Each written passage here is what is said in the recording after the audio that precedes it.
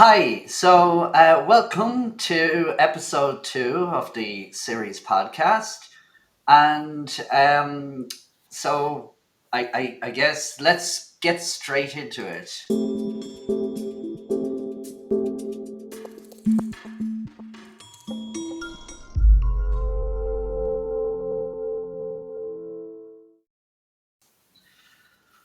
Okay, so I'm going to let's put on some of the slides. So if you were watching the previous episode, you might know our idea is we're going to have like three different parts to each episode. And the first part, we're going to be talking about a few papers that we've been looking at recently.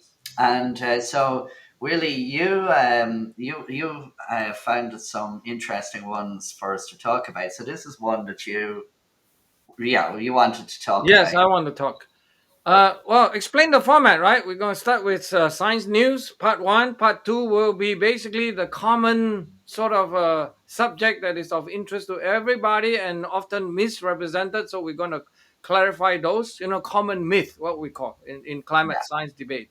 And then, of course, the final part will be featuring some of our own works, right? So we yeah, will dive into that, and those are one will be most beneficial for people who want to endow themselves with true scientific knowledge, because our purpose is actually science communication, science education, a bit of that. So if you want to get something out of this podcast, probably watch all of the three parts discussion that we have, and then of course Ronan is leading the show. Now your turn. Oh, okay. Well, this was a nice paper. This is not the first paper to mention this, but it's a fairly recent one that is looking at this thing called the greening of Earth. And uh, if some people have heard of this, but a lot of people have not. And in many ways, this is like a huge good news story that you would expect people would be excited about, environmentalists, because what they've done is, yeah, you Yes, want to the take over? main feature of this paper is that the simplest question we ask: rising carbon dioxide in the air, in the atmosphere, what does it do to the planetary system? We know that we've been searching how it affects thermometers and the fact, land, ocean, all this other thing. But the most obvious thing was basically CO2 as a fertilizer, right? So it's greening the planet. But the main point about this paper is that the data from this virus satellite project from NOAA has been often updated to till 2013, 2018. First paper was published in 2018 by this famous group from Peking University, Shilong Piao. The Piao is the leader. And then, of course, Ranga Mayeni from Boston. So we just basically want to provide the most recent published kind of record, and let's see where the data goes. So Yeah, Ronan, continue. and just to say, Just, oh yeah, just, Mike, you want to just, say? uh, just to expand a bit on the idea of carbon dioxide being a plant fertilizer. This is well known among horticulturalists. People who grow plants in greenhouses normally enrich it with carbon dioxide. They can put a higher level of carbon dioxide into it, and this increases their yield. And in fact, in our research facilities here, where we grow a lot of algae and that sort of thing, we elevate the carbon dioxide level in order to increase our algae yields. So the idea that increasing the level of carbon dioxide will increase plant growth is well known and commercially exploited by most horticulturalists.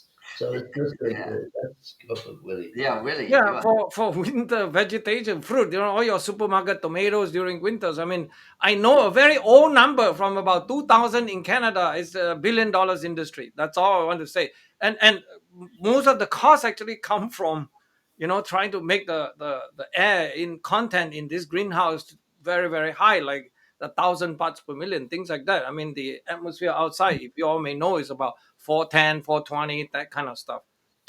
Yeah, so when these studies first started coming out, so what there are these satellites. The first ones were launched in the 1980s. Now, this study is focusing on the MODIS one that was launched in 2000, was about 2000.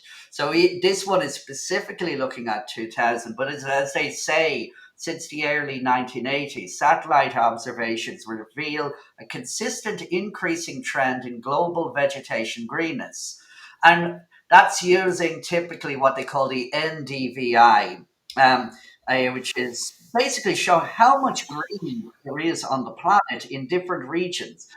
And the key bit is there's a lot of debate of the causes.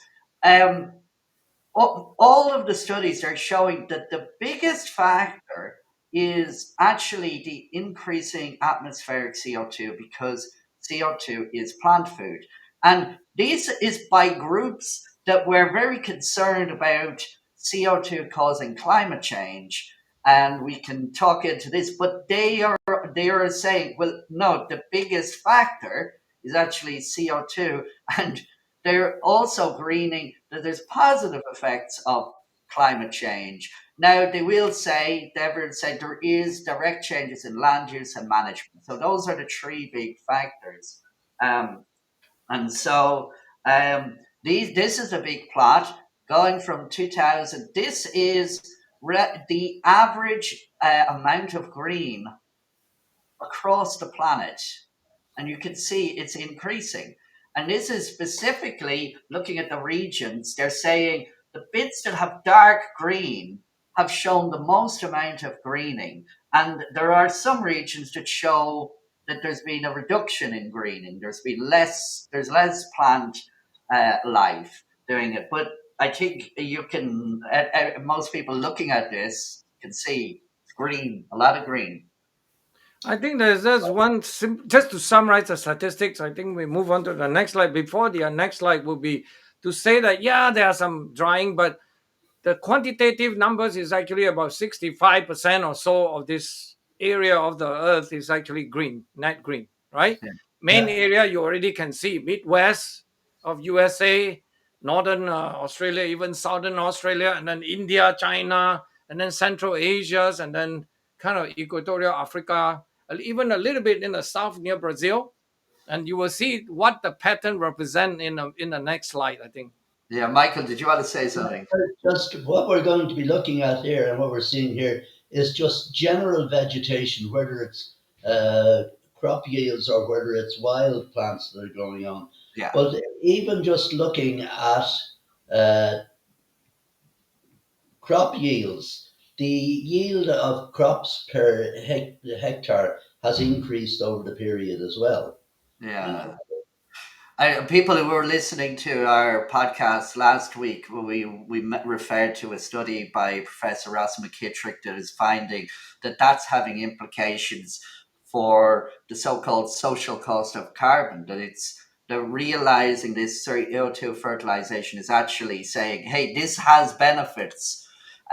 So really, you were reminding us of this very. Right. This is a very old story. For some of you who may be not even familiar, so we re-summarize for you. There is a very famous map created by the UN Environmental Program, so UNEP. It's part of IPCC, of course. In 2005, they had to provide this sort of promotional campaign. Basically, if CO2 temperature is not warming, is not going to kill you. If greening of the planet Earth is not going to kill us all, it will be climate refugee. So that's a scary story. But the thing we want to highlight here is, of course, they say 50 million climate refugee by 2010. And then when it comes 2011, you see that they update. They say it'll be by 2020. And then even 2020 has passed now. You ask the same thing. Where are all the 50 million climate refugees? But the main thing we want to feature in this graph is that yellow region where they claim that these are the region that will be suffering from droughts. What else, Ronan? They say droughts and Droughts desertification. and desertification. So it has a tie back to this map So, that is produced so by the Baking Group. this is perfect for doing, because the MODIS data has been running from 2000 up to present and is now able to tell us what areas have shown desertification, what areas have shown greening. Well, it turns out that it's pretty much all of the regions that they were warning will become deserts and have climate refugees have actually experienced a huge amount of greening. Yeah. They're, yeah, I think it's very simple to explain. This is another well-known thing that Michael can tell you all day long about this topic. Obviously, about Yeah. it's basically Uh, related to how. the, Yeah, the go ahead. mistake a lot of people make is that they assume that, say, organizations like the IPCC, the Intergovernmental Panel on Climate Change, is a science organization. It's not. It was set up as a marketing organization. So its function is to market UN ideologies. It's not to do with science at all. Now, yeah, we've got to admire them because they're doing a brilliant job. Most people accept the UN ideologies based on the IPCC's entire marketing strategies. But we have to distinguish between a marketing organization and a science organization. And the IPCC was set up as a marketing organization. yeah, yeah. You wanted to say Yeah, something? I just want to finish off. It's just basically the phenomenon of basically the stomata. The reason why we have all these so-called region that's supposed to suffer from droughts and desertification Yeah, actually turning green is yeah, really explained in a sense from this air fertilization. yeah, Basically the plants is able to conserve water. Is even more efficient, right? There are people who understand about botany who would say that the stomata behind all these leaves actually closing up, so losing less water. So in that sense, it really explained that the phenomenon of a higher carbon dioxide concentration is beneficial to the plant kingdom. yeah, yeah. So just to elaborate on what Willie was saying, and then we'll move on to the next paper. But yeah, if you look, and there's this difference between C4 plants and C3 plants, which, but broadly, if we look at all plants, the if you look at the leaves, particularly under a microscope, it's even clearer. There are these little holes, pores on the leaves of plants, which allow exchange of gases. And the plants want to hold on to the water that they've taken up through their roots. Most plants are trying to hold on to that. And so if they make the holes too big to allow the CO2 in, then they will be losing evaporation, they'll be losing water. So they ideally, the more CO2 there is in their environment when the leaf is growing, the smaller they'll make those stomata, and then that will improve the efficiency. And so when you increase the CO2 concentration as the plant is growing, that means it's able to hold on to its water longer. And for a lot of plants, that means that they can get better growths, and so it's more productive. So I think we move on to the next Yes, topic. please. So the next one, these are two papers. Um, Willie, you, Yeah, I, this group I'm familiar with. They are from the University of Science and Technology in Hefei, China. And this yeah, group are very powerful. They've been studying actually using biological kind of proxy, what we call proxy, to study climate change here to study sea ice condition. So they study this, what you call Adelie penguins in the yeah, Ross Sea region of Antarctica, and yeah. kind of clever study actually. And Ronan, maybe explain what the study Well, tries. yes. So Willie has decided for the last two, for these two next papers, that to talk about seabird poop, and I don't know. That And seems to be penguin poop, guano or yeah, not. Yeah. yeah. So we have penguin poop, and then we'll have the petrel stomach oils. So this one we're looking at penguin poop, and what we're doing here, this what these guys realized is they were able to get a record of the sediments off this island, Inexpressible Island is the name. That's the name of it, and they're occupied by these penguins. You can see it's one of the regions where just this one up here, and there's other regions where they haven't. But they focused on this. They got a sediment core, and so they were able to see how much penguin poop there was at the different layers in the things. And just to show the penguin, this is a nice photo I found. by Robert Scott that he took it. Scott um, was one of the first groups, along with there was a rivalry between Raoul Amundsen was leading the Norwegian group, and Scott was leading the British group, and so they both got to the South Pole. Unfortunately, Scott's team didn't make it back. But before they headed out to the South Pole, they took photos of these nice penguins. So, Willie, did you want to?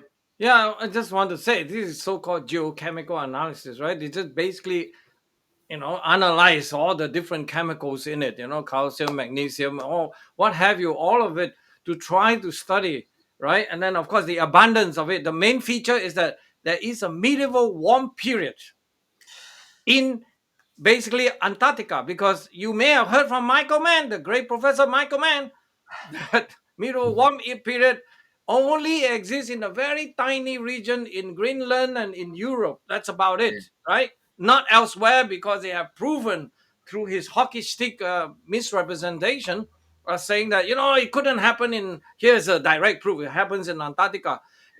I often like biological indicator for a very simple reason, because this is the most complex. If the climate were to be not truly warm, or what you call with abundance of food and krill and all this other stuff for the penguin to consume, or that require less CI, obviously, then nothing like that could happen. Actually, even warm itself doesn't explain it, but to enrich the whole biological kingdom from the ocean plankton, phytoplankton, all this other stuff, and to the point where you can produce krill and small tiny fish for the penguin to eat, you really have to have very sustained warmth. I'm just saying that this kind of study is quite comforting, in the sense that it's quite definitive. I would say, yeah, if you Yeah. want to challenge that middle warm period doesn't exist in Antarctica, you really have to explain this study. Why?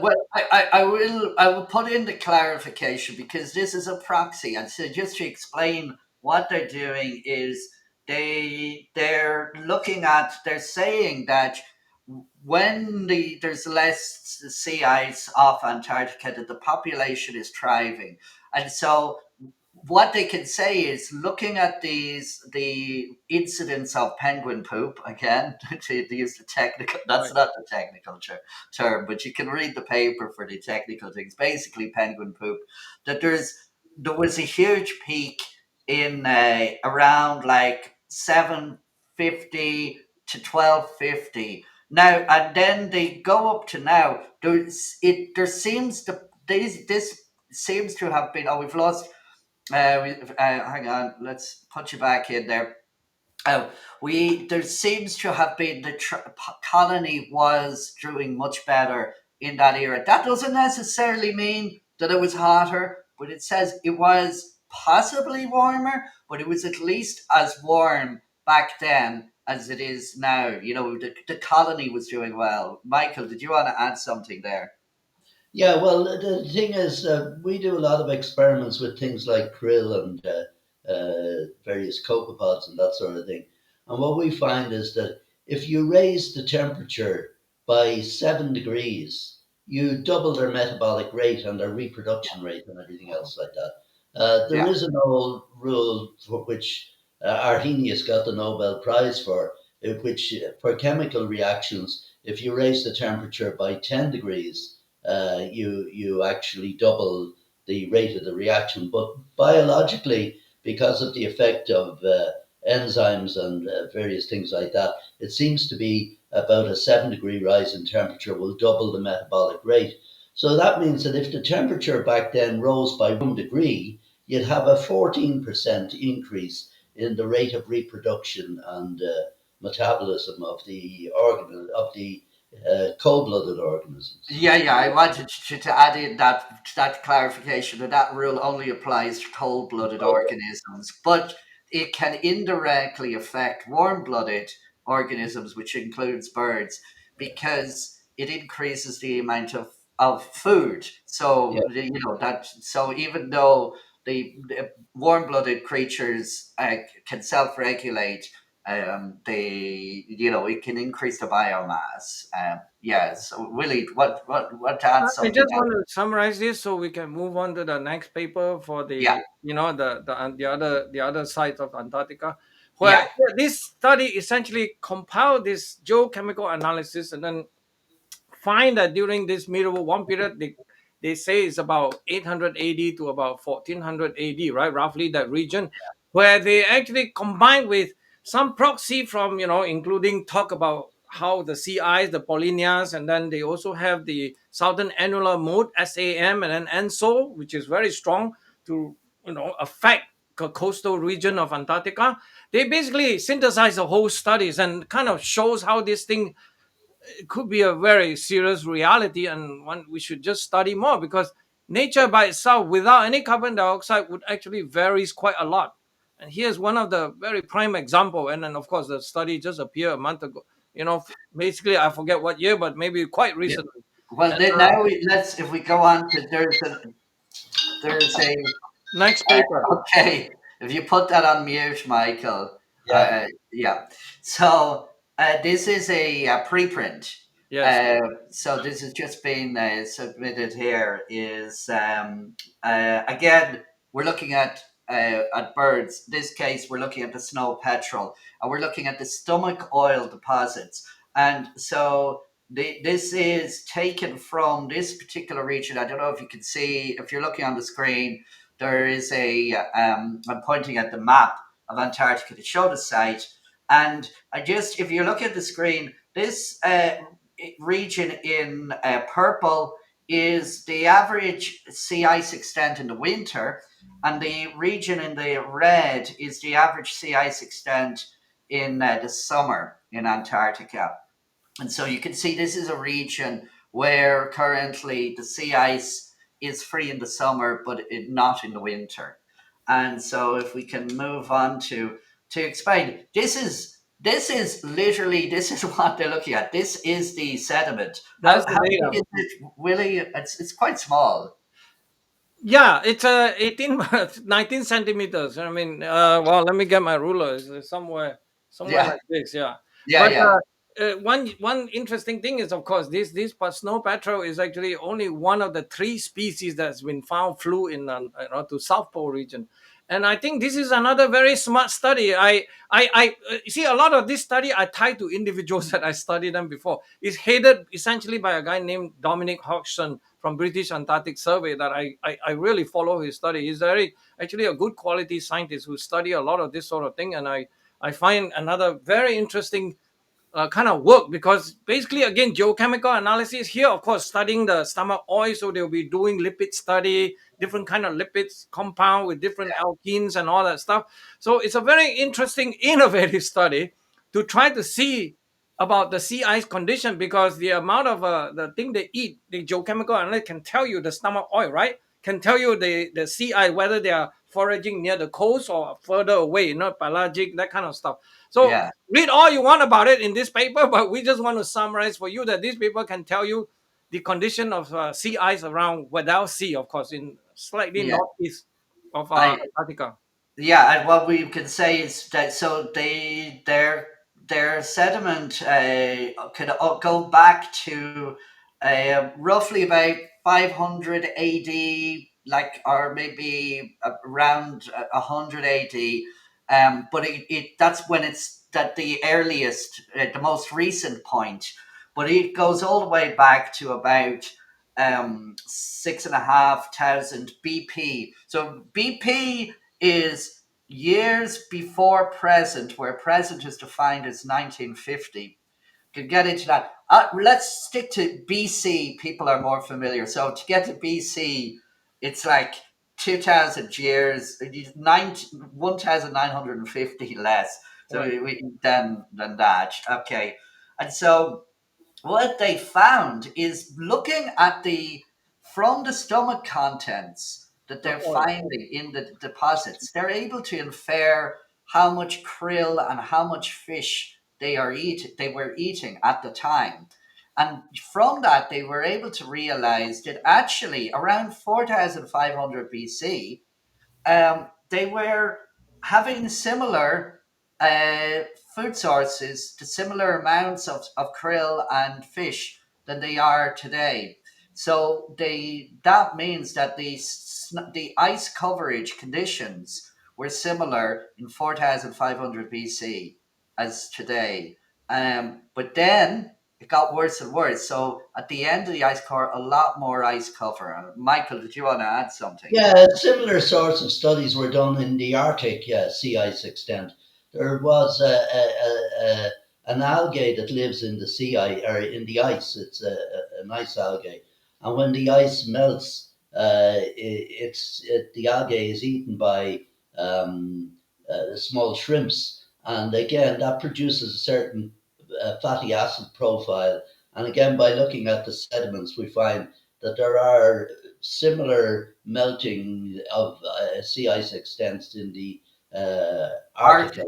Yeah. Yeah, that is during the Holocene period, like Bronze Age and even earlier. You're referring to the PIP 25 proxies. Maybe we could do another talk on that on another episode. Right, right, right. Did you want to wrap it up then? Yeah, I kind of want to wrap up because the word Paulinas happen all the time on this graph and pictures. People, maybe you need to look up, of course, what is the Paulinas, right? It's basically a warm region that's surrounded by ice. So warm time, you actually would have a lot of Paulinas, Or in Yeah, fact, no, and then when there's no Paulinia, that means the whole thing is covered by ice. So that's cold time. So that's the one that 2,600 and to 50 BC that mark over there. So there are three episodes in this particular study, obviously, that they found. yeah, Right, the warm, cold, warm, that kind of thing, yeah, intermediate. Yeah. yeah. Okay, so let's go on to the next section. Yes.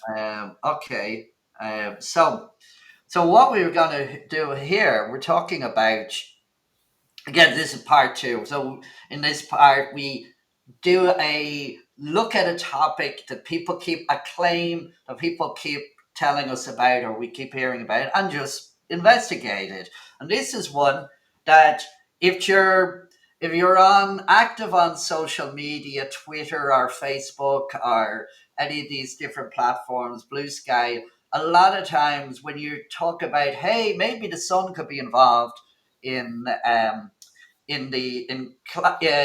to explain for the recent climate change, you'll generally find somebody will say, they will refer to this graph. You'll see, you may have seen this, or maybe you haven't. If you Google NASA causes of climate change, you'll come to this website that's done by climate.nasa.gov, and they will show this graph. And then people are thinking, oh, NASA, they landed us on the moon, so they must be these great. They must know what they're talking about. And I guess I just, before we get onto that, I just want to address that appeal to authority. NASA, they are a great organization. They achieved an awful lot. They did get to the moon, though some conspiracy theorists might dispute that. But yeah, Willie, you actually know one of the people who was on the moon, don't you? I think you. Yeah, of course, Harrison Smith, even Walter Cunningham, some of this pilot. But anyway, Yeah, just to explain the graph, the red is temperature, the yellow is sun. I mean, yeah, obviously, if you look at the graph, I think we should give a round of applause because they win again. Because this is the graph that they often say, "Oh, Willie Soon doesn't know what he's talking about. Ronan Connolly is stupid. Michael Connolly is even dumber." None of us know what we're talking about, and therefore they win. They always wanted to win like this. It's called rhetorical argument, not factual. So that's yeah, the problem. And then, of course, using the authority and prestige of NASA, who, by the way, doesn't know how to bring these people from the space station back. It require Elon Musk, and then Boeing failed them. So yeah. there are a lot of problem like that. But now Yeah. I think we should just get on and explain what Yeah, we have to say about this. yeah, no. So to just wrap up on the thing about the NASA itself, the as an organization, there's thousands of employees working for NASA. There's many different divisions. This particular division, climate.nasa.gov, I think it's in the down in the California, one of the Californian places, isn't it? Mostly, but they there are different divisions, and this graph, the red graph, was developed by NASA GISS, which is based in Manhattan. in New York City, and so there are different regions. So when you say NASA, you have to say which part of NASA and what scientists in NASA. And but let's look at this. And I just want to so correct one thing. This thing probably not from California. It could be the DC office. I mean Langley and places like that. But yeah, I it's think okay. I It looked. doesn't matter. Yeah, But Goddard Institute for Space Study is indeed the one that generated the temperature curve that we disagree with. Okay. yeah. Now, so just for those of you that are listening, what we're showing a graph, and we've a red line that NASA gives is the global temperature since 1880, and it shows it rising and rising and rising up to 2018, which is when the time series ends. And then they show this yellow graph showing the what they say is the total solar irradiance, or they say it's solar irradiance or solar activity. And it kind of rises from 1880 up to the 1950s, and then it falls. And so the implication is, well, if solar activity is to blame, then why did it decrease as the other one went up? And so that's the premise. And we've already effectively debunked this in at least four peer-reviewed papers. And so I'm showing the references here. You can look these up. Each of these papers is a separate analysis, but they each show that essentially the claims made on that graph have been debunked. But there's two parts we need to talk about. First is the red curve, the temperature record. So this is the GISTEMP's global temperature record. And the big problem is they use urban data as well as rural data. And so, Michael, did you want to talk about Yeah. the? Yeah, Basically, when people are trying to establish what the global temperature is, what they do is there are about 7,000 in the GISS record three. six There were thousand. Yeah, yeah, yeah, there were about 7,000 stations, and they get the average temperature for each of those stations for the year, and then they do what's called a gridded average to get an average value for the whole world. And but the problem with that is that these stations, an awful lot of them are in urban areas. And even though they claim they've looked at the urban heat island effect, uh, uh, and that's not significant, this isn't quite true.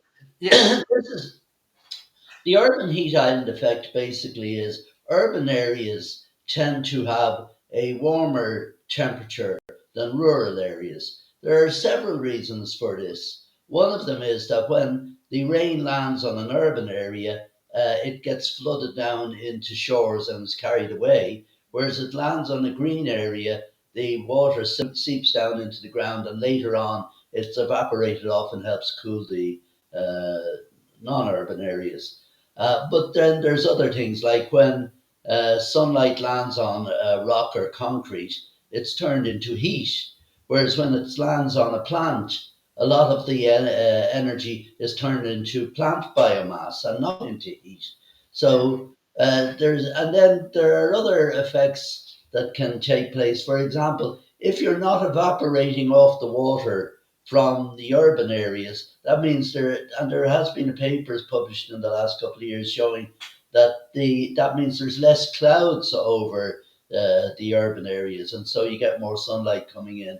But yeah, there's lots of different things. But on this map here, what you yeah, can see quite clearly is that the blue areas are cold and the red areas are warm. And when you look at the satellite, you can see the blue areas correspond to plant growth and parks, whereas the warm areas are due to the concrete. And you can see it's several degrees warmer just within Washington on this particular time. yeah. So So it's not uncommon for urban areas to be several degrees warmer than the surrounding rural areas. It can be 8, 9 degrees in some particular cases. Madrid, for example, is a lot warmer. Buenos Aires, and so on. So this is a well-known and has been known for over 100 years, the Yeah. urban heat island effect. But because of most of the stations that are used are in urban areas, then you get an urban heat island bias Yeah. going into the temperature. And Yeah. again, in that 2015 paper where you studied, we isolated out the urban areas and Yeah. then the rural areas that were still rural. And we found that the trends from the rural areas were totally different from Right. the urban Yeah. areas. So Next I slide. Next just slide. Go next slide. yeah, no, so just to summarize again what we're doing. So this, for the people that are just listening, we're looking here at a satellite image above Washington D.C., and then looking at a heat map image, and you can see that the urban areas are warmer. You can detect that yourself if you live in an urban area. If you have like a thermometer in your car, as you drive into an urban area, have a look at the thermometer. And then when you're going out of the urban area, you might find that it gets warmer. You'll probably find that it gets warmer by several degrees as you enter into the city and then leave. And then the thing is that, as we say in this point out on this slide, the urban areas, it is human caused climate change, but urban areas only represent 3 to 4% of the land area, but they make up the majority of the longest weather station records. So they're using urban stations for analyzing global temperatures is not representative of global temperatures. That's a problem. It's an what we call is urbanization bias. And just to show you, if you schematically if you had a rural weather station, say in the 1950s, and then over time it became an urban area, well, then it will show a warming due to the urbanization, the local urban warming that is taking place around the weather station. And so you can, and this urban heat island expands over time. So you need to correct for this. And then but here's the thing. So this is looking at the stations in GHCN. This is Global Historical Climatology Network version 3. That's the same data set that GISTEMP 3.1 used. But they put in all of the stations, and they said almost all, like 99%, and they said they apply, they let a computer program homogenize the data. We'll talk about this a bit more in the final part of today's podcast. But just to show you, here is a map of the stations in 1881 to 1910, which have the data for it. And I don't know if you're looking at the screen, you can see it's almost all in the northern hemisphere. There's almost nothing in the southern hemisphere. But GISTEMP says it's global, but it's mostly relying just a handful. And almost all of the stations in both hemispheres that go back to the early 20th century are urban now. They are now urban. So they will have experienced urban heat islands. Uh, I just, just a little note on that, Ronan. yeah, Uh, it, um, Back when I was born, most of the people lived in rural areas, yeah, and so they experienced the rural climate.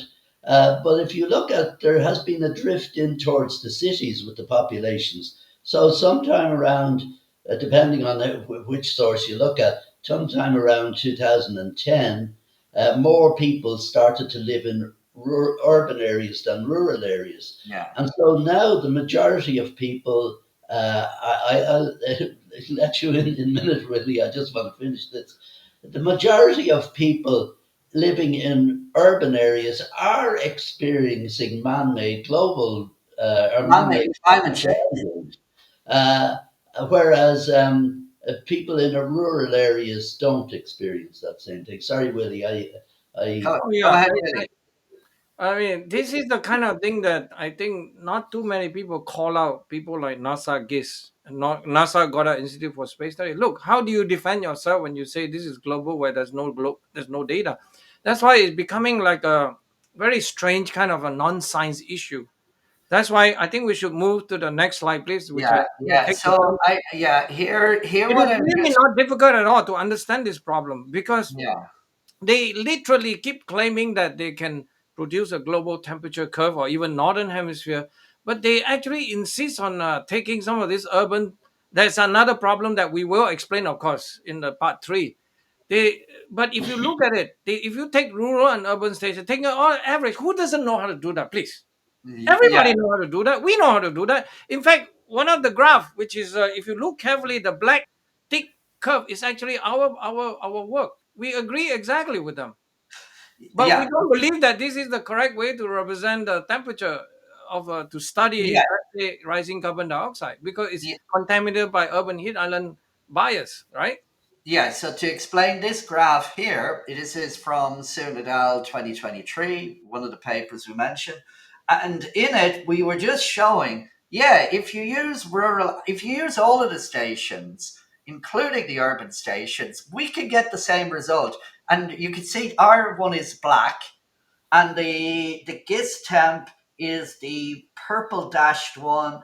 The crew temp is the red. You see the fact all of these ones all look identical. That's why you can't see it, because yeah, if you mix together urban and rural, then you're going to get the average of, and it's mostly urban stations that have the longest records. So we are pointing out, yeah, we can using our the same. We know how to get the results, but we're saying we need to deal with the hard problem of what is rural uh, climate change. What's happening outside? If you want to know about global temperature change and not just the urban areas, which is only 3% of the planet, you need to work out what the uh, you can't rely on the urban stations, and then the urban heat island, the IPCC, in their latest assessment report, they just said, oh, it's probably less than 10%. And we could do another talk. In fact, we've done talks, so we could dig into this particular claim. It's plucked from air, is based on a 1990 study which was debunked by two of the authors of the paper. Like there's a whole thing there. Which, Willie, you wanted to No, say I something? think the one that you highlight, the text from the AR6 report, working group one, need to be read out loud, Oh so yeah, that yeah. you can hear Okay. yourself how ridiculous. Let me read it out. Yeah. No recent literature has emerged to alter the AR5. AR5 was the 2013 report. No recent literature has emerged to alter the AR5 finding that it is unlikely that any uncorrected effects from urbanization or from changes in land use, land cover have raised global land surface air temperature trends by more than 10%. So they say Now, just that was quite false because we had published papers. Not only us, but other people had published papers, and Yes. in fact, they Yes. were called out on that by a number of journalists. yeah, I yeah. think we should not hide behind anything. I remember discussing extensively with Ronan and Michael. If there is a purpose for me, Willie Soon in life, would be that we want to make sure that all the credible scientists who serious about truth and facts we're actually beginning to sort of say that UN IPCC report, you please keep doing what you're doing, but we're not going to listen to you anymore. You are not credible. You're not science based. You're anti-science. There's so many problems in that, but I don't want to get into all that. But the point is that if that is the purpose of Willie Soon in life, is that we want to say that IPCC report is not serious and Well, should be Willie, sort of ignored. to a large extent, what you're saying isn't quite. The, the IPCC is a marketing organization, and they're doing a brilliant job. We've got to hand it to them. They are out there. Their job is to promote the UN ideologies, whether they're good or bad, and they're doing that brilliantly. And so we can't flaw them for doing their job. But to say that they're a science organization and what they do constitutes science is just totally What? false. Yeah, yeah. What I would say is there is a term pseudoscience, which is used, bandied around, but literally it means false science. So you get pseudo is when something tries to create the appearance that they're doing something. Like you could have these insects that pseudo poisonous, but the IPCC, a lot of people are thinking that they are accurately and fairly reviewing all of the scientific literature. But if you actually go to their website and look at their remit, they're very careful. They don't say that they're accurately reviewing, assessing the science. What They, was yeah, Sorry, they're, what was interesting about that report there was that the co-chair of the IPCC at the time, Pan Mao Chai, had yeah, actually quoted our papers in his own papers. yeah. So saying that no recent papers came out was just ludicrous. Yeah, and then a journalist for the Epoch Times, Alex Newman, specifically went and asked them, but why did you say no recent literature has emerged Right. when the co-chair of the entire report was aware of a at least Soon et al. 2015, and the IPCC, after consideration, wrote back to the journalist and said that the co-chairs were not involved in the writing of the individual chapters. So that's just to give you an idea of how disorganized you could do. But let's keep going on, and just to because to say, is it 10%? Well, what we did is we showed you earlier that we were able to replicate the same results as GISTEMP 3. But when we repeated our analysis using only rural stations and without using direct correcting for non-climatic biases instead of the automated homogenization, which we'll talk about in part 3. But we get this result instead. And so I don't know if you can see people that are looking at this, uh, there you can see similar trends, but you get with the rural only, you have warming from 1880s up to the 1940s, but then you get cooling to the 1970s, and then you get warming, and so you have more of a cyclical pattern, which is not explained by CO2 or the anthropogenic forcing. What we can point out there, Ronan, is that if you look at from the 1800s up to the 1940s, the rate of warming was about the same as it was from the 70s up to the 2000. Yeah, Uh, Even though there wasn't a carbon dioxide problem back yeah. then. So So yeah, so to summarize, the key point here is that the GISTEMP tree is basically this graph, um, and then but if they had used rural only, they would have gotten a different result. So that's the first major problem with that climate gap. And people might say, "Oh, that's just the temperatures. They used oceans." So just quickly show you that we see the same results. This is in the Connolly et al. 2023 and in Connolly et al. 2021. You can see the rural record, and you can see the sea surface temperatures, tree ring proxies, glacier lengths, weather balloons, satellites, ocean heat content. All of these estimates, independent measures of global temperatures, our northern hemisphere temperatures show similar trends, slightly different. just to summarize, the rural areas show a cyclical pattern. It's going through periods of warming, cooling, warming, whereas the urban stations, or the combined set of both urban and rural, show almost continuous warming. Yeah, and so let's quickly we'll have to try and We had to get speed it up a bit, through this Ronan. stuff here, but let's look at the solar activity. And so this is the yellow part, the yellow graph, and here's the key point. They used the Satire T2 uh, total solar irradiance, or TSI reconstruction. And you'd say, "Oh, like I'm sure NASA knows about the satellite." Well, they no. There's actually a lot of different groups looking at this. This was not a NASA study. In fact, we've worked with like the groups in charge of NASA's Akram satellites, and they would disagree with this plot. And so this is the Max Planck Institute Satire T2 reconstruction. So in Conley et al. 2023, we went and we said how many different TSI reconstructions are, and we found 27, and just showing you different ones, and they each show different results. Now, we didn't actually include Satire T2, we included Satire T1 and Satire M, which was the most recent one at the time by the Max Planck Institute group. Yeah, and yeah, did you want to say something on this, Yeah, Willie? I want to say this is a cosmic tragedy. It's very comical. It's cherry picking, right? I mean, I would supply them the cherry myself to actually to tell them that please try. I mean, it's such a ridiculous thing.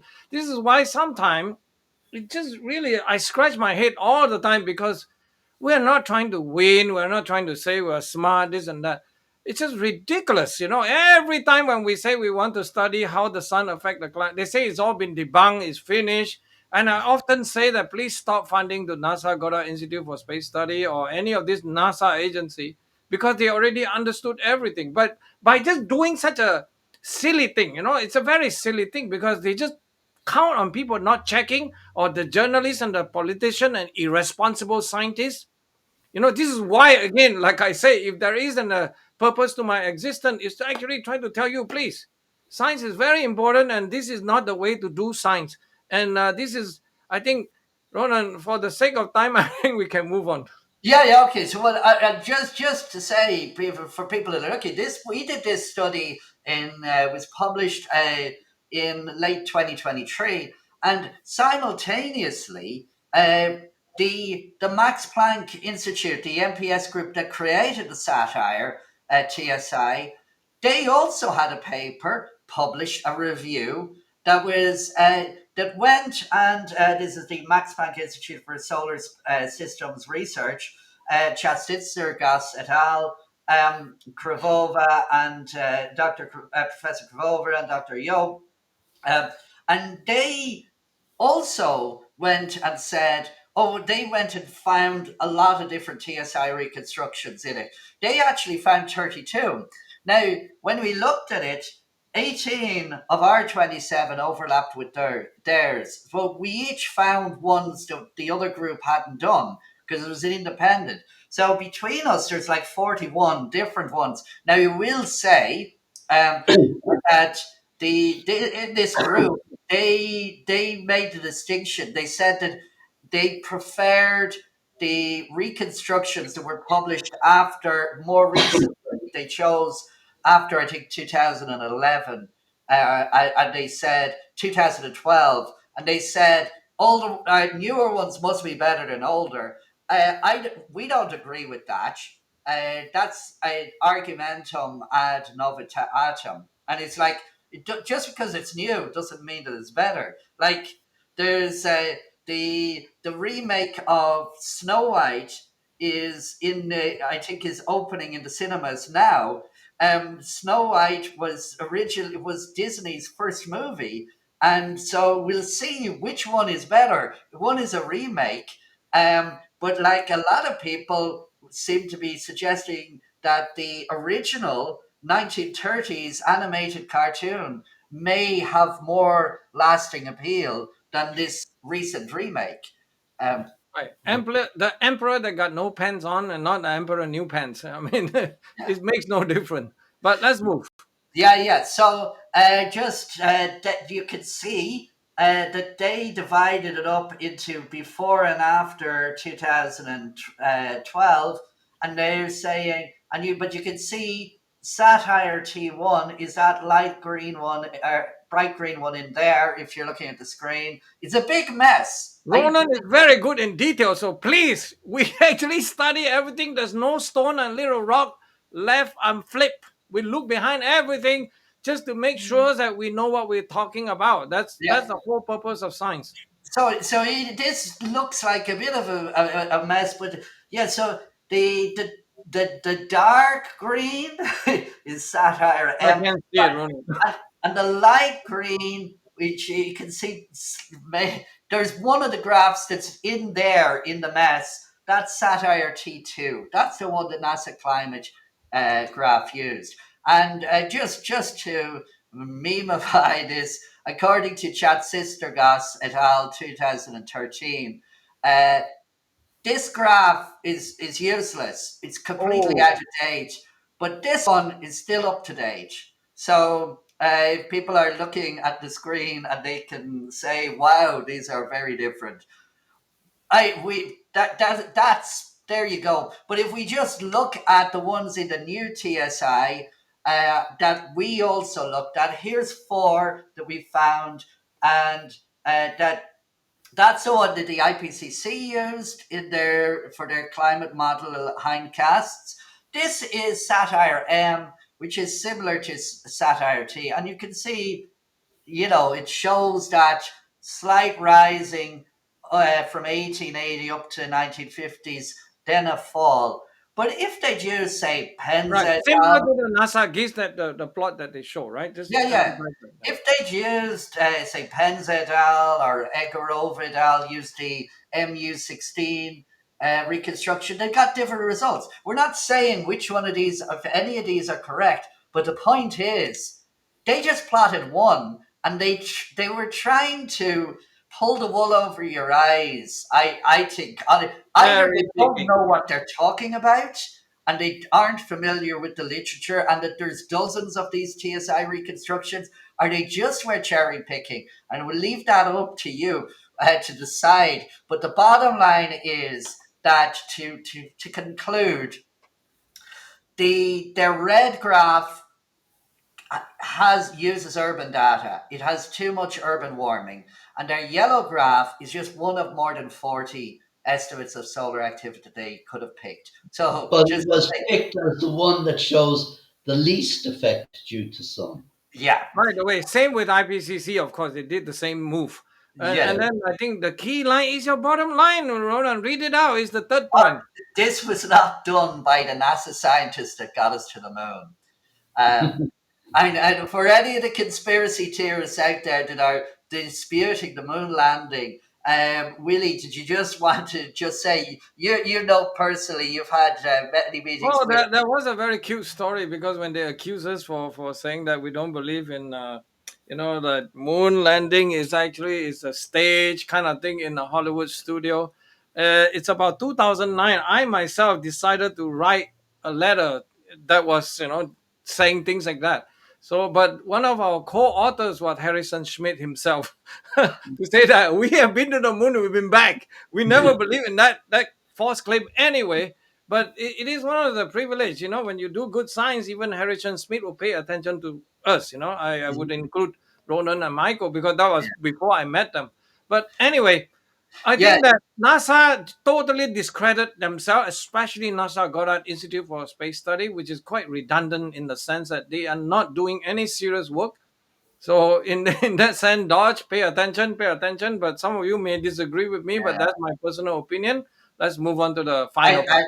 Just to say who Harrison Schmidt was, he was the last one of on the last Apollo mission to the moon. So he is one of the most recent people on the moon, and he was uh, the first scientist Yes. astronaut who was on the moon, first And and last so he got his far. PhD from Harvard, geology. Yes. Yeah, and he would agree with us. He is unimpressed by on the causes of climate change. He thinks that he doesn't think that this CO2 is the thing. Oh He yeah. If thinks anybody wants to read that letter, I mean, of course, please contact us. We'll send you. Yeah, just for your fun. so. If anybody shares this graph, or if you've seen this graph, or if you're looking on Googling and trying to find the causes of climate change, and you stumble upon climate.nasa.gov or this graph, you can now you hopefully you're now in a better understanding to say that's not good science. It's It's dead. a This fail. whole thing That's is a dead. fail. The It moon right is, now it is good marketing, though. Maybe good marketing, but good not. marketing. All So right, enough. Let's go. that's it. So on to the final part, and I know we have a tendency to run on quite long, well, we I think it's useful to have these All right, discussions. Ronan, I challenge you to do it in 15 minutes. Well, Just kidding. Just kidding. No time constraint. I think Willie, I have kissed the Blarney Stone. I yeah, do yeah. love the Blarney Stone. As have I. Yeah, yeah. No, it's that's the good. Secretly, three of us actually planned to do this within an hour, but 1 hour we haven't talked about part three. Just kidding. Yeah, yeah, yeah. All But right, look, let's go. hopefully this is of interest to all of to some of you.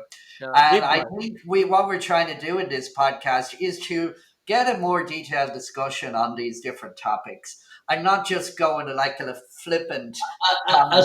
science-based discussion. Yeah, and ultimately we want to encourage you. I think very much the kind of the Socratic approach to education and science education. We're more interested in this science education than in science communication. We want people to investigate for themselves, come to their own conclusions.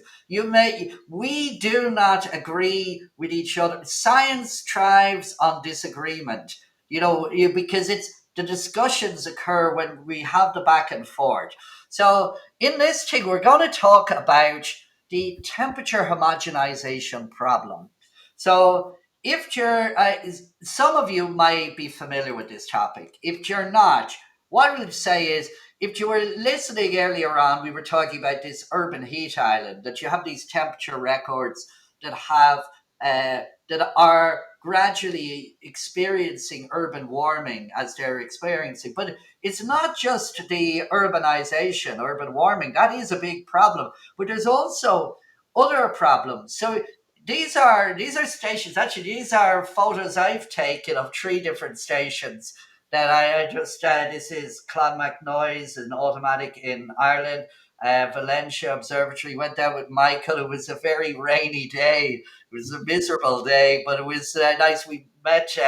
We were talking to the observers there. It was had a nice tour around it. This is in Tromsø in Norway. And this is just to show you the Tromsø weather station. That's a road. It's just right beside the road. You have traffic going up and down here. It's like you can you this is not like a good clean site. This one is quite a good one. But a lot of these have buildings in it. And so if you have a change in the instrumentation or the observation practices, or you have buildings coming up around, or physically after 20 years, they say, look, let's move the weather station to another place. And this is, by the way, a Stephenson screen, and the thermometer is kept in there. Uh, But even there is a problem with the Stephenson screens in that in order to accommodate new equipment and so on, they actually change the sizes of the Stephenson screens. And the bigger ones have a bigger heat capacity, so they don't show the same temperature ranges as the smaller Stephenson screens. Yes. Willie, did you want to add The something? famous Anthony Watt, our friend, actually studying the paint property. Yeah. Yes. I mean, it is a complicated thing, and this is why it's a serious issue. And I don't know how many of you catch when in the first part, the second part, where Ronan says that even the rural station, the record that we use, we actually are careful enough to actually go over the temperature record where we have the information of how the history of the collection of data that we actually try to correct for any of this because even rural stations have problems, and that's the key statement here. That I, we have to be very careful about all these so-called non-climatic biases. okay, there was some audio issues there, but I hope people caught the thing. I think it's fixed now. So, just to show you how we would like to do it, and so that's when we went down and visited. Michael and I went down and visited the station, and they told us, look, that this is up until from 1867 to 1892. It was on Valencia Island, which is off to the shore there, and I later went and Just, visited. just to mention, the reason that it was there was that this when they laid the first transatlantic cable, it came ashore at Valencia there. Yeah, And so that's why they had the weather station there, and it was well maintained because of its association with. And also, when they started the first transatlantic flights, they landed there as well. You know, so for a long time, a lot of funding was put in for to maintain this particular station, and it has been maintained to a very high scientific standard because of its commercial significance.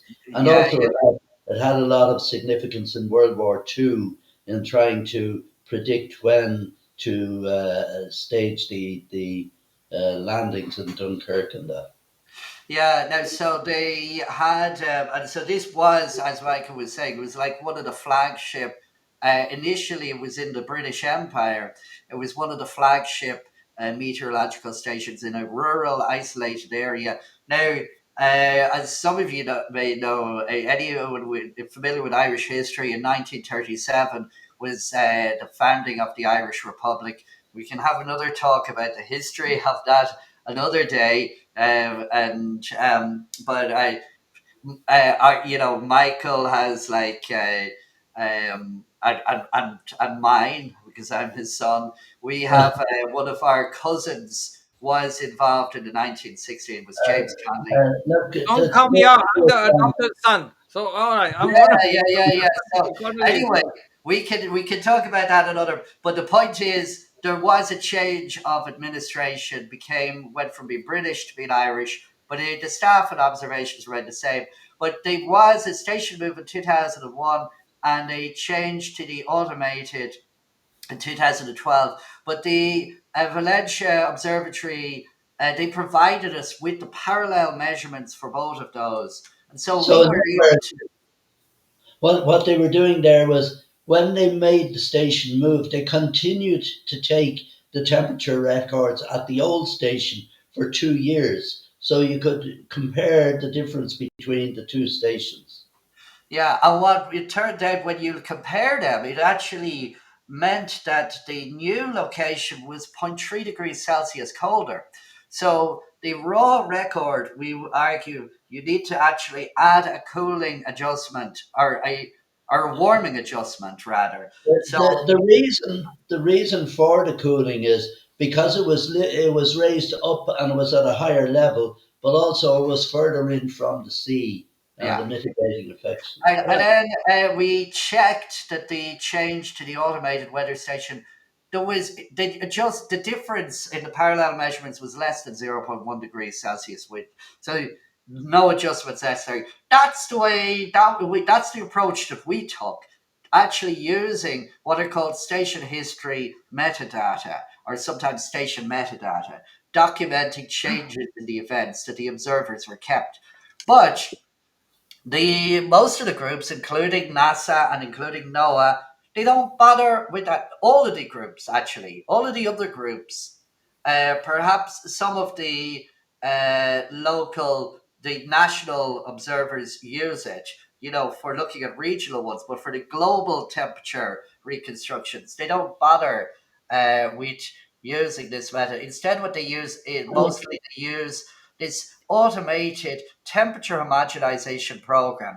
And so the main one used by NOAA and indirectly used by NASA, because they use NOAA's homogenized data, the JMA, the Japanese Meteorological Administration, the Chinese group, they do their own similar adjustments, and then the Climate Research Unit uses similar ones. So what they Ronald, use is this that's a Mene and little bit, Williams 2009 paper. It's called the pairwise yeah. homogenization algorithm. Michael, do you want to just Yeah, add? I just want to clarify here. The whole point that we're looking at is when you move a station, it will have an effect on the temperature and on the readings in the new location. And what we were saying is that if we looked at when this was done in Valencia, that you could, because they kept station records and looking at the station records, we were able to establish what the change was. But NASA don't look that much at the station records. Instead, they rely on using computer generated algorithms for to try and eliminate station moves from the records. So Yeah, that just to clarify that NASA use NOAA's homogenized data set as their input. So NASA don't apply these adjustments.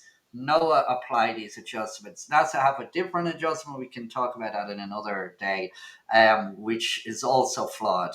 But the NOAA's adjustment is the pairwise homogenization adjustment. And so just to show in our 2015 paper, we showed this, you saw that, we apply an additional add warming. And to say, you'll get some people say, why not just use the raw records, the unadjusted? And there is an argument to that. But like, if you know that there has been a change, or like urbanization, or when you move the station, it actually cooled or warmed the thing. You should correct for that if you know about that. So but how does Noah's adjustment doing? Well, this was a big shock for us because we downloaded it in 2011, and these were the adjustments. And the red dashed vertical red lines were the dates when there should have been possibly an adjustment. Those are the documented events. But none of the adjustments were applied in any of the period. But then for the 2015 paper, we downloaded the data set a couple of times. And what we found is the adjustments that were being applied to Valencia, instead of being one, not only were they not lining up with the documented events, but they were changing every month. Every time we downloaded it, the adjustments to 1900 were different. So the temperature for 1900 and Valencia Observatory, that changes in NOAA depending on whether you download the data set on a Tuesday or on a Wednesday. NOAA will tell you it was a different temperature. Yeah, so Well, what we find interesting here, just leading on to the next bit, was uh, Ronan and I were at a meeting in which we were talking to Peter O'Neill, and we yeah, were pointing this out to him, and he was saying, "Well, he said I have been downloading their data every so Every often, so we had only done it a few times, and we were saying this was ludicrous. But it subsequently transpires that he was downloading them, and at one stage NASA rang him up and said they hadn't got a record of their downloads and could he give them theirs. So yeah. Peter O'Neill. To clarify, because Michael merges NASA and NOAA as synonymous, and they actually so Peter has also been downloading NASA's temperature records as well and their temperature data set. And so yeah, but he has also been in communication with NOAA. So and pointing out problems with them, and they'll correct that as well. NASA and NOAA are both uh, separate U.S. governmental organizations, but there's a big interplay between them. Willie, did you want to add something Yeah, I there? want to add one remark. I mean, obviously, that this is something that don't come along every single day. This is one of those great blessing when you pursue truth and science. Peter O'Neill is among is in my book. He's a hero for this area of climate science just because of what he did. He cared enough that he downloaded this different version, and now we are the only unique depository that have this of all the different version. Not because he want to poke hole this and that. It's just trying to document the history. What is how much the thing costs for them to keep this, and they delete all of this. This is why Yeah, it's embarrassing for NASA GISS to actually ask Peter for a version of some version that they deleted. They are so arrogant in terms of their approach to science that it's a bit, like hiding the decline. You may have heard of that too. That's another area of problem in hockey stick. But this is a very beautiful piece of paper study. I am very, very proud to be even able to come close and be really studying this issue.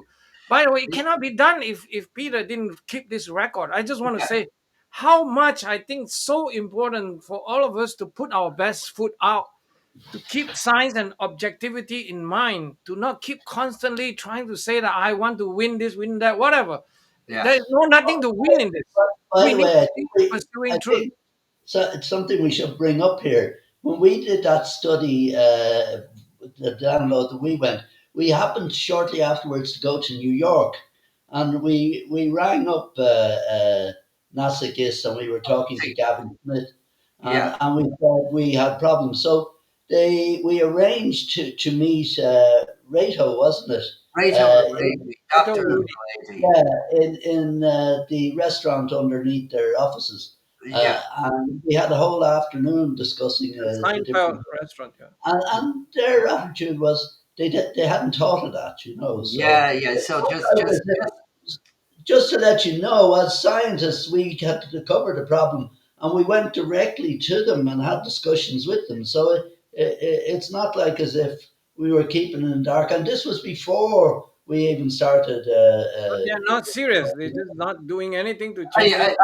Okay, so I had actually been thinking we could have mentioned about these things, but I said no. I Let's think let's focus keep on them aside. the two Katata et al. And the O'Neill et al. But since you mentioned it, I will just put it in. So yeah, what Michael is referring to there is so in 2014, we published a number of papers. Michael and I, and we set up the Open Peer Review Journal. If you were listening to the last week's podcast, we talked about the weather balloon papers.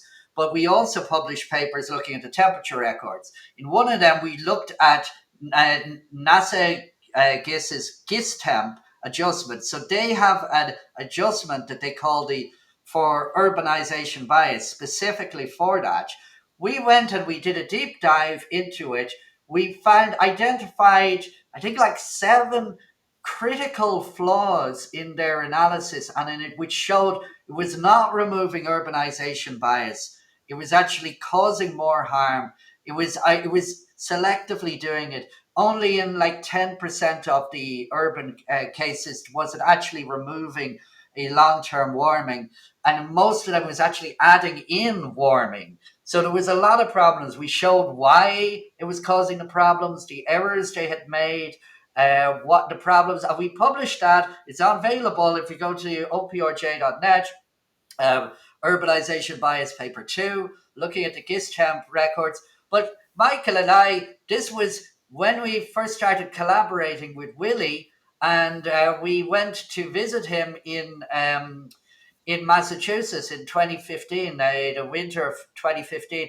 And then we said, let's visit some of the other groups. So we said we'd visit the NASA Goddard Institute, and Dr. Gavin Schmidt kindly, he was too busy at the time, but he kindly arranged for us to have a meeting with Dr. Ruedi, who he said he's the expert on GISTEM. We went through it. Melda, my mother, was also there as well. She also was joined in, and the three of us, we discussed the things. We went through every single one of the flaws that we'd identified in the NASA GISS adjustments. When we pointed it out to Rato, he said they hadn't considered it, and we asked him, "Well, do you see how it could be a major problem?" And they said, "Yeah, it could be." I said, "Well, will you check?" And he said, "Yeah." And then we asked him at the end. We said, if we made any mistake or if you say any problem where you thinking that it's already been accounted for, will you let us know? And he agreed to say that he would let us know if there was anything, or if NASA GISS decided to update their algorithm to correct for the serious flaws that we had identified. That was 2015, was February 2015. And we now have, 10 years later, yeah, 10 years later, they I still think, have not Ronan, let's corrected. focus on this paper. Come on. Yeah, Oh, so no, no. okay, so to get on to that, so that's the NASA Goddard Institute's urbanization adjustments. That's a separate one that they now, since 2012, they added on top of NOAA's homogenization. and that introduces a problem with the urban blending. Okay, so uh, as we were saying, Peter had been downloading the NOAA's GHCN files every day for years. So we had thousands of different copies of the GHCN, and we said, well, let's compare. We saw we did that for Valencia Observatory. We had the station history metadata for that, and we said, well, can we get the station history metadata for other stations and in Europe, because there's a lot of works. And so we reached out, and this is a collaboration involving 17. There were 17 of us from 12 European countries, everywhere from Austria to Ukraine. And we reached out to these different groups that contributed, and most of them were contributing the station history metadata. And we need to stress that the co-authors don't necessarily agree with our views on climate change, um, or they may take the IPCC's assessment. It's just this was a collaboration on this specific project, and So, they all agreed with the analysis. They all contributed, and they all said, yeah. They said, yeah, what we have found in this paper is valid, and it's shocking, and they were all shocked, and we were shocked as well. You want to Okay, add let's something go the there result. before we go to the next slide, Michael? Or no, it's Next okay. slide, please. okay, so um, yeah, so to explain what it is that we're talking about, if you go to NOAA's website, if you Google Global Historical Climatology Network monthly data set, or you could do GHCN monthly or something, or NOAA, you get to this website, and you can download it, and you can see. I went to this, and you just click on the download. You can see the date at which was downloaded is that was on St. Patrick's Day. Okay, we did that the day Right, 17. 2 days ago. Um, Peter has been doing that um, from basically a few times. Basically, from early 2014, he switched to downloading it every day, and some days it's repeated.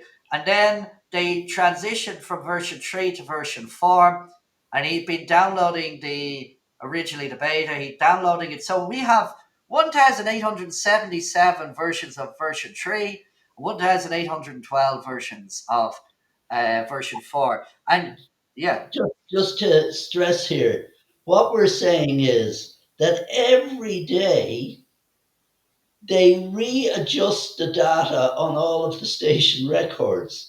So if you look and you wanted to do an analysis today, and then next week you come along and you want to redo the analysis, the data they have is totally different.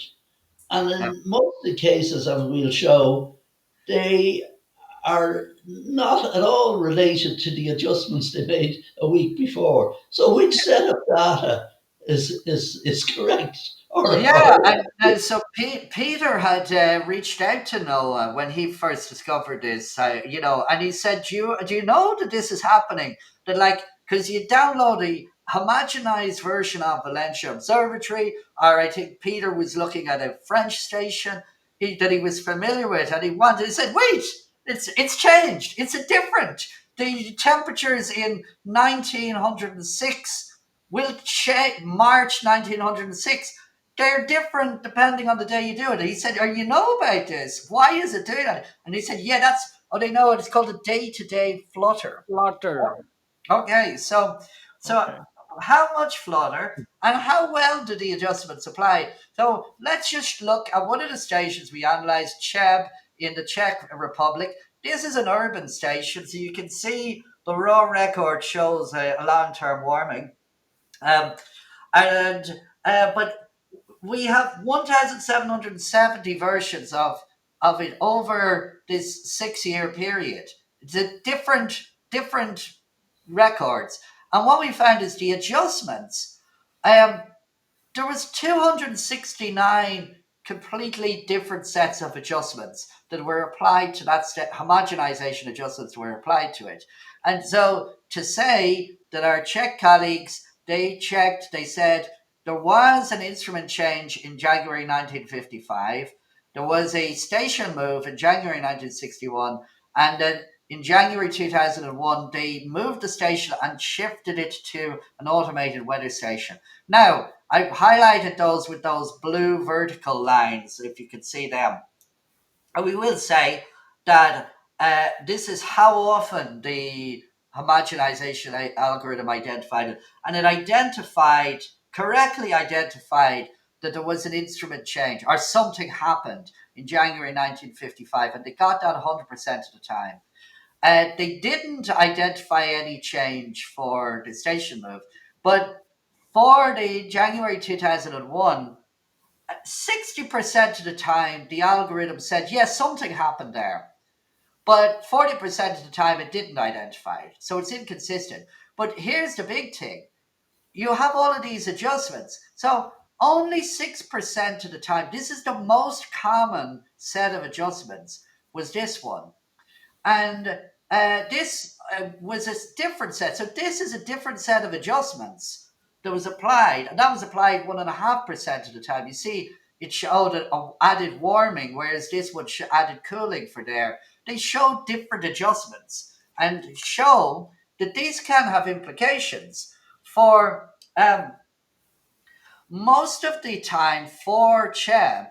There is, because this is an urban record, most of the time it has a net cooling. The homogenization has a net cooling of between 0.5 and 0.8 degrees Celsius per century. That occurred nearly 60% of the time. It's in those values, different values. But like a quarter of the time, it doesn't reduce it by that much. And 15% of the time, it reduced it by more. And you can see this is the net adjustment applied if you download it on that day, minus zero point 0.7 degrees per century. A few weeks later, it only added, it cooled it by minus 0.3. Few weeks later, it cooled it by nearly 1 degree. And you can see this is the day-to-day flutter. It's like changing it by more, like between 1 degree to 0.2 degrees Celsius per centigrade. That's as much as the global warming that we're talking about. Yeah, exactly. Yeah, that we're doing it. And you can see, and then here's the thing. 7% of the adjustments only occurred, they were one-off. You know, they applied an adjustment never to be replicated again in the 1700s. And then 4% only occurred twice, and only 34%, about one third, was it reproduced? Was it replicable? And even then, we saw only 6% at the time. Yeah. I think enough of details. I think the summary is called for. I mean, Yeah. just think Let's about go it. to the summary. 2022, we produced this, okay? And Yeah. 2022, after how many years that those data were created? I mean, in the Yeah. 90s, I believe, by Russ Vogt and a bunch of those people. Yeah. Yeah. And So, they don't bother. They just want to use this homogenization. I mean, that's really terrible. And then let's summarize, Ronan. You do yeah, it. so just to summarize this paper, what we did is these are the red circles, if you're looking on the map, are the locations where we could get detailed station history metadata. And so we decided we just analyzed those 800. It's a large sample from 24 European countries. So 800, more than 800 weather stations. And what we did is we said, first of all, how often does NOAA's automated homogenization? So they do this automated. They don't have any station history metadata. They're just basing it on statistical properties, comparing each station to station neighbors. And they just say, oh, one goes up, one goes down. There's probably a station, something happened in January 1972. Let's apply an adjustment. We'll talk about that more in the next part. But did they coincide with documented events? Oh, less than 20% of the time does it occur. Now, some of those may be genuine, undocumented ones, but the bottom line is we'd be expecting, all of our co-authors were saying they were expecting most of the adjustments to actually coincide. And it's like, less than 20%. But again, only 17% of the adjustments actually were reproducible.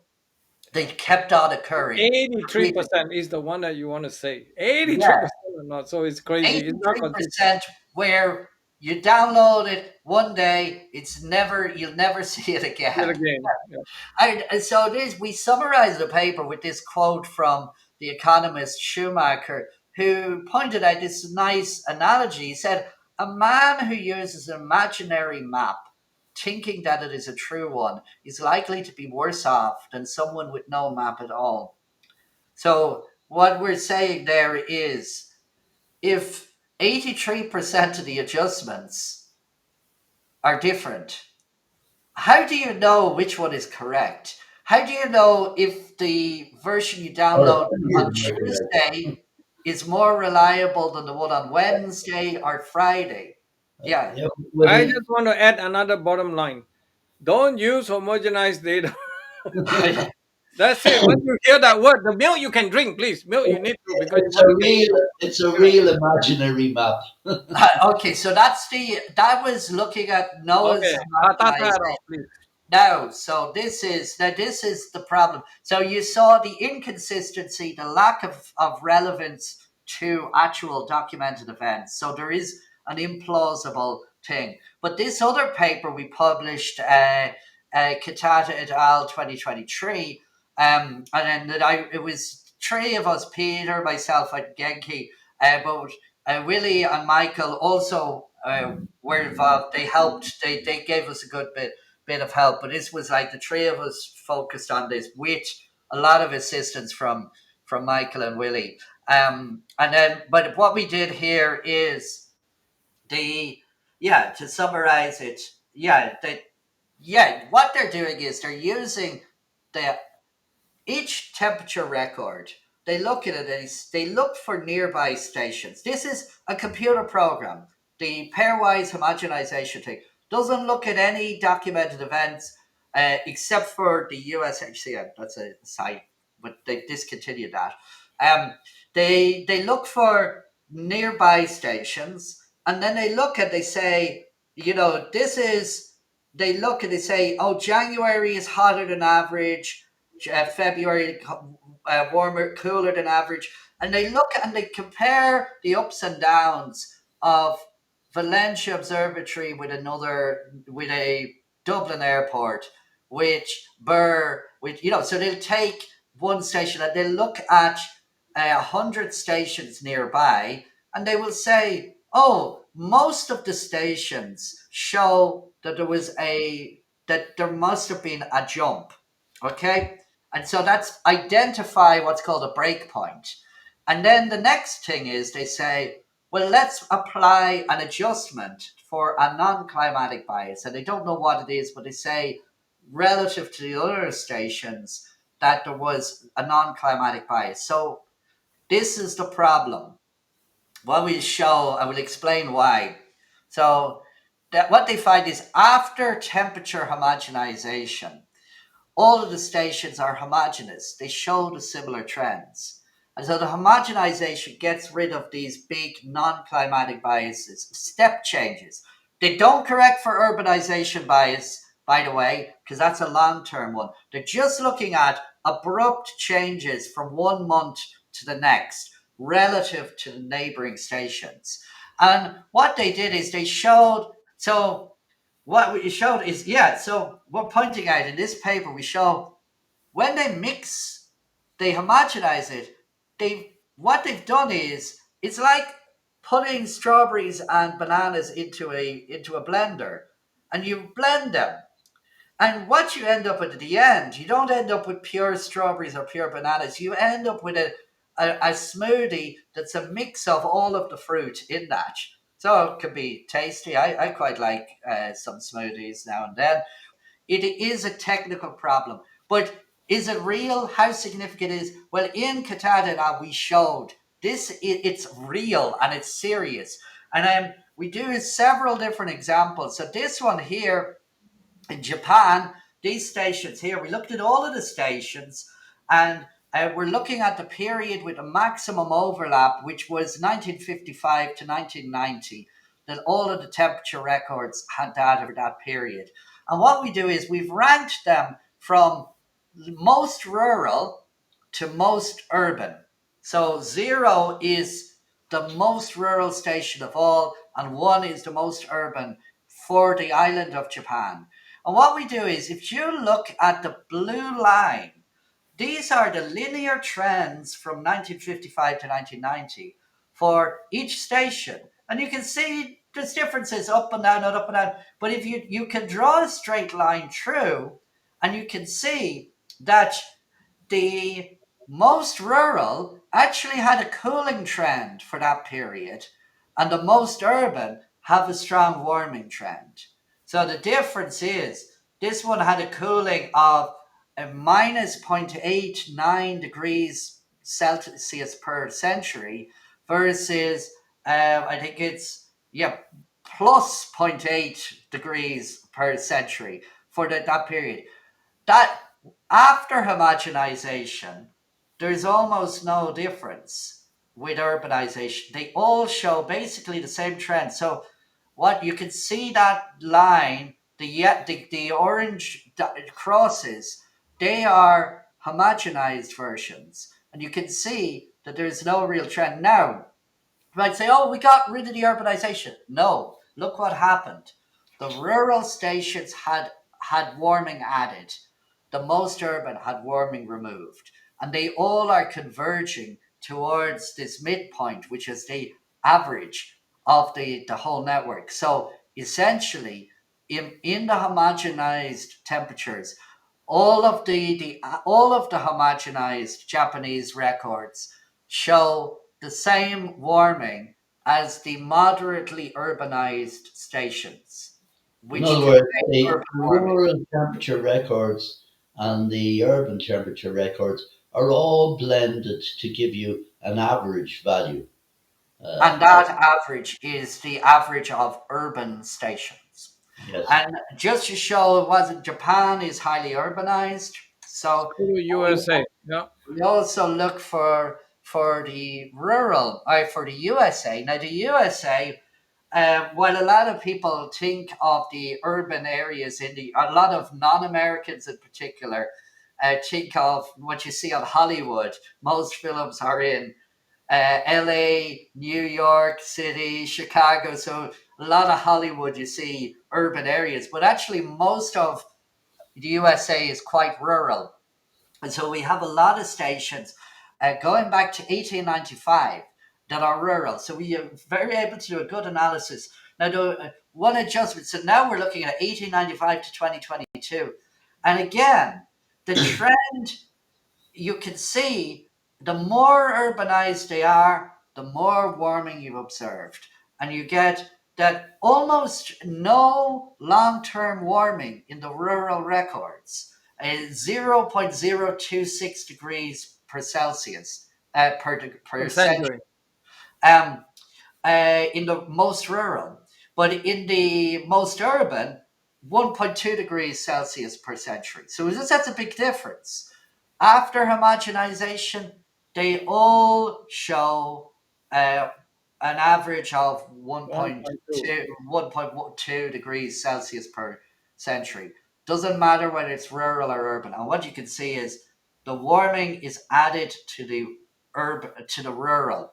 And yeah, I mean, this completely explain why sometimes you see the graph where they demonstrate to you that look, we have homogenized urban look like this, and then homogenized rural they look the same. yeah. Well, you just This did it. Congratulations. go I back mean, go I back to hope you that guys get this point.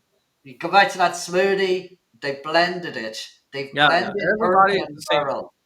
So I guess in terms of smoothies, this is a urban rural smoothie, and as opposed to a strawberry banana No, smoothie. no. Yeah. Okay. So so Conclusion. now, now, just to summarize towards the end, yeah, yeah, uh, what we're looking at here is you see all of this stuff and it's all coming out, and you would say, look, this is all serious problems with what they're doing. What is the World Meteorological Organization saying about this? Well, they've just announced yesterday that we have the warmest year on record, Yeah. and they did that 2024. by just totally ignoring all of the problems and just looking at the rural urban mix of stations. So if they were a true scientific organization, they would look at these problems and try to account for them. But if Yeah. they're an advertising organization, they Yeah. just keep churning out the same rubbish. Yeah. No Now, fighting for you. I just to finish up. So sometimes people will go and that like at the more technical level, they will say, "Oh well, Zeke Hausfather et al. 2013. They looked at this problem and they showed that it was not serious at all." Now, so technically, this is true. They in this paper they put in at this end, finally, an evaluation of the homogenization of US. This is looking at the United States only, but that's the one we looked at just there. They didn't look at Japan, but the USHCN temperature series using subsets of rural only and urban only reference series from the larger co op network suggests that the composition of co op stations surrounding USHCN stations is sufficiently rural to limit the aliasing of urban heat island signals onto the USHCN version 2 um, temperature trends during homogenization. So to break that down, the aliasing is statistical aliasing of urban heat island signals. That's what we were calling urban blending. Urban blending. Yeah.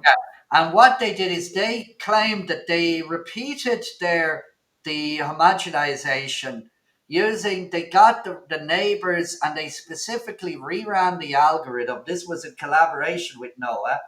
Um, Using a set of rural stations, and then they compared it to what would happen with all stations, and then they repeated it using the urban.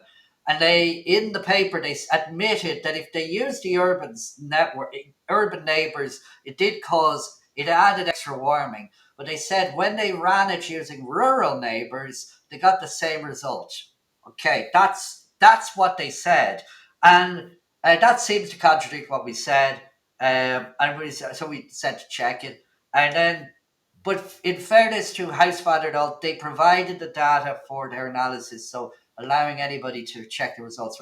And we need to praise that. That is good work.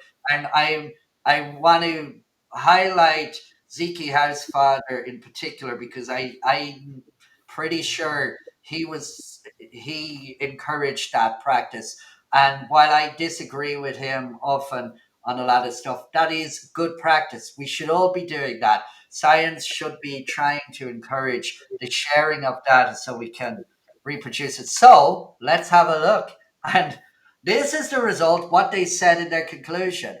They said, look, this is the net adjustment to if you use all stations. It adds 0.05% per century of warming before homogenization relative to after. So it adds extra warming. And they said, but when we repeated it using rural neighbors, we also got 0.05, the same warming. They said now if you use the urban neighbors, it added a lot more warming. So they admitted that's a problem, but they said, but no, we got the same result from there. Well, we went and replicated it, and there was an error in the data that was uploaded, which we mentioned. One of them, it's not clear whether they use urban boundaries or population growth. That's why these two are the same. The point is, they used the impervious surface area was the least rigorous test because it didn't really identify. It included urban stations as being rural. And so when you compared it with the most rigorous that ruled out most, only used the most rural, you get this one here. And what they did is when they homogenized it, instead of adding warming, it said cool it by 0.14 degrees Celsius per, which is substantial. So if they when they correctly ran it using all rural, it actually reduced the warming trend. And so the final And conclusion. that particular thing was actually documented in Katata around 2023. Please Yeah, read on it, and Ziki probably should also read on it, and things like that. yeah. I think Let's Zeke summarize. has read But it. I think he it's has read almost it, 2 hours. but he seems to be ignoring it. Maybe his eyes will be drawn to it again, and he can look at it properly.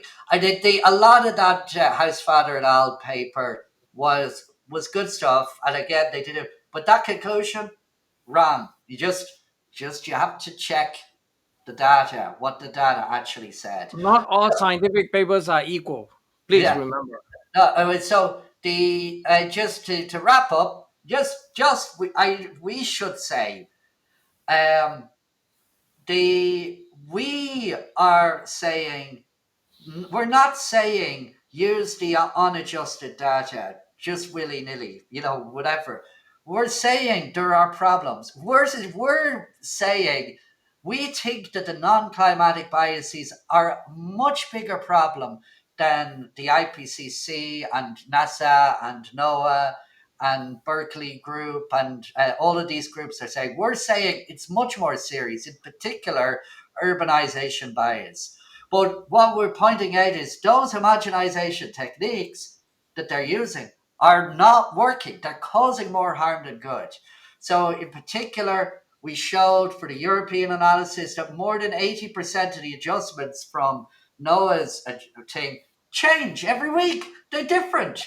You can't use that. You can't say it's better when it changes things, and less than 20% of them actually corresponded to documented station history events.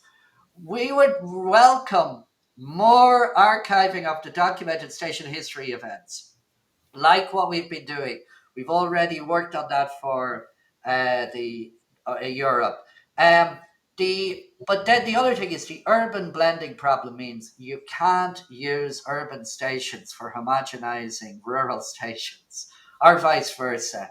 And what that means is the homogenized has urban blending, and it's the worse ultimately uh, than the using the raw randomly. So at the moment you prefer just using the raw, but being aware that there's problems. Buyer beware with these instead of thinking that you have this fixed one. And by the way, we do offer statistical techniques in Katata et al. So if you understood the problem we were identifying and you followed all of that crazy stats, um, and you're like, well, what can you do? We do suggest it, but I think we wrap things up now because Yeah. hopefully you're not Yes, all. I think that's very, That very. that 1 hour turned out to be nearly 2 hours around. Yeah. That's it. Okay, I would declare that there will be no test tomorrow, please. Go on. No test tomorrow. No Um, test. We're but good.